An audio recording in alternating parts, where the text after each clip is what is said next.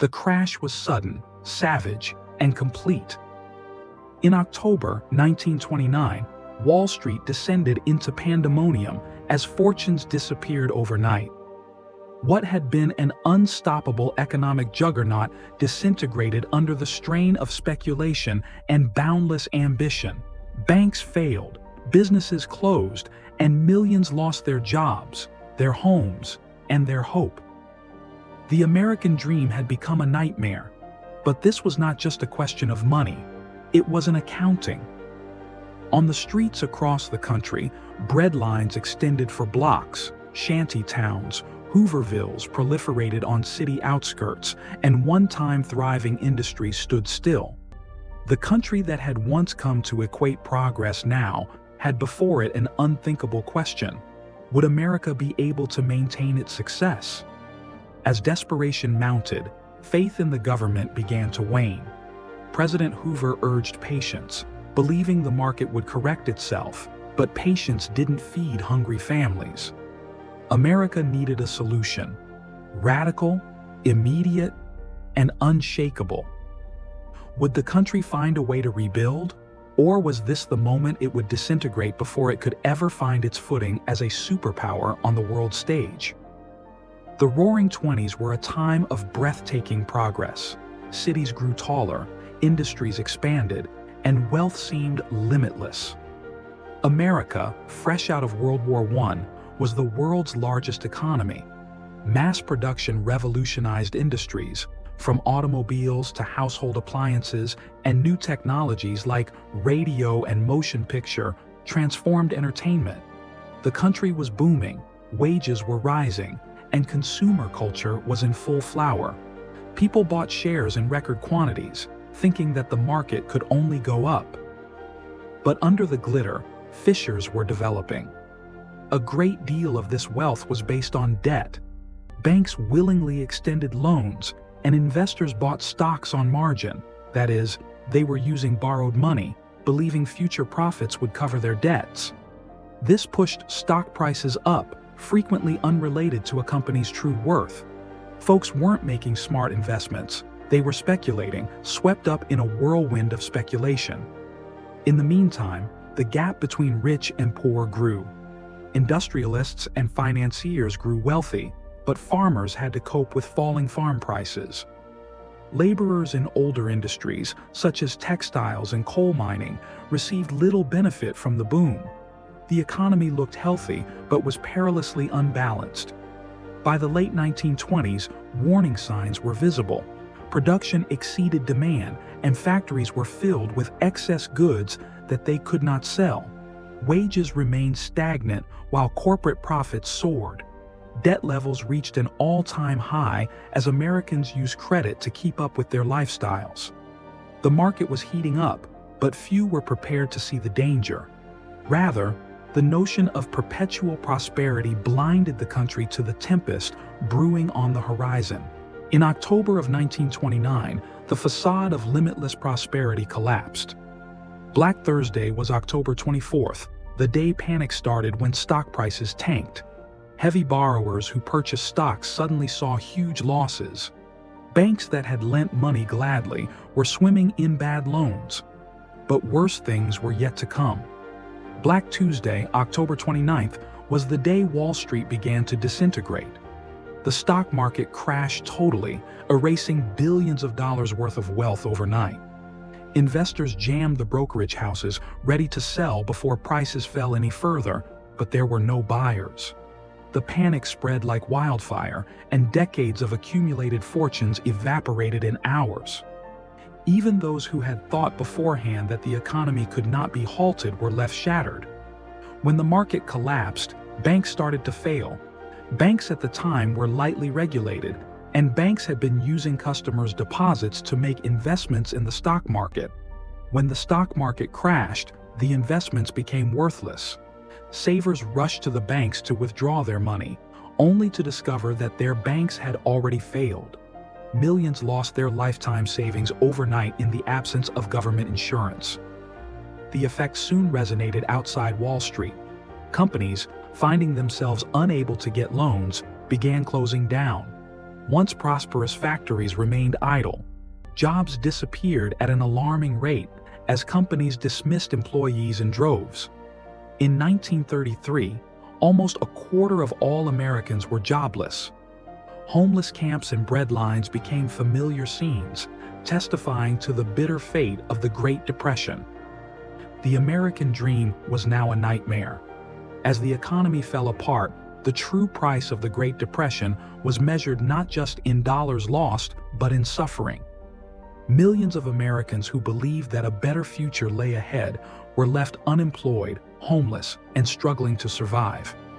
The social fabric of the country was shredded, and desperation clung to its citizens. All over the nation, Hoovervilles, named for President Herbert Hoover, who was most commonly held accountable for the disaster, sprouted up around cities.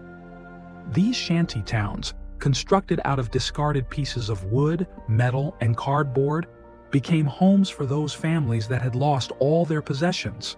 Entire neighborhoods had to live in poverty, on the mercy of others and what they could rummage for. Amid America's great cities, the contrast was jarring. Skyscrapers towered above sprawling tent cities, a poignant reminder of the broken American dream.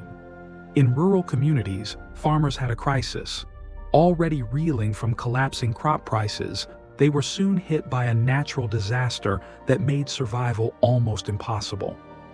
The Dust Bowl, a series of destructive dust storms across the Great Plains, converted productive farmland into desolate wastelands. Choking dust was swept miles by strong winds, burying houses and leveling crops. Farmers who had cultivated the land for generations found themselves with nothing, having to leave their homes and move west in search of employment. Average Americans, city and country, stood in bread lines, hours waiting for a meal. Banks had collapsed, savings were lost, and jobs were non-existent. Skilled craftsmen, businessmen, and factory workers were all reduced to begging for sustenance. As hunger grew, so did resentment. The nation's despair turned to frustration at the banks, at the government, and at the system that had let them down. For some, the Great Depression was not just an economic disaster, it was a survival test. Would America recover from this desolation, or was its period of prosperity over forever? By 1932, the public in America had lost faith in its government. The Great Depression had left the nation in ruins, with more than 25% unemployment and banks closing their doors at an alarming rate. Then came Franklin D. Roosevelt, a president who vowed hope, recovery, and daring action. His now famous phrase, "The only thing we have to fear is fear itself," signaled what would be the most expansive government involvement in American history: the New Deal. Roosevelt's solution was simple: gigantic government projects to jumpstart the economy. He created public works like the Civilian Conservation Corps, CCC, and the Works Progress Administration, WPA, employing millions of people to build roads, bridges, and schools. The Social Security Act assured the elderly economic security, and the Securities and Exchange Commission, SEC, and Federal Deposit Insurance Corporation, FDIC, restored faith in the banks. But the New Deal was controversial. Its detractors called it government excess, claiming that it endangered capitalism. The proponents considered it the savior of America. Did Roosevelt's actions end the Great Depression, or just reshape America's future? While the economy started to pick up, something else would ultimately revitalize America to its former glory: war. Even while Roosevelt's New Deal policy stabilized the nation, genuine economic recovery was elusive. Then, the world edged towards anarchy. Adolf Hitler's Germany became increasingly belligerent in Europe, and Japan extended its influence in the Pacific. The war was inevitable, and for America, it was a choice of destiny: stay out or intervene. The first response of the U.S. was to be addicted to isolationism. America was in no mood to enter into another world war. Few wished to reverse the neutrality acts of the 1930s and upset their lifestyle. America was only just recovering from the atrocities of the last war and the Depression. But reality could not be avoided. When Germany invaded Poland in 1939 and Japan attacked U.S. interests in the Pacific, America's tempestuous weather could no longer be dismissed. Roosevelt found ways to support the Allies without direct involvement. The 1941 Lend-Lease Act provided weaponry to Britain and the Soviet Union, spurring their war effort. America, however, accelerated wartime production, providing jobs and life to war-racked, depression-beaten industries. The war effort became an economic stimulus, not a policy, but a war that would be the last stimulus out of economic desperation. But it was not a total turning point. When Pearl Harbor was attacked by Japan on December 7, 1941, America was forced to enter the war.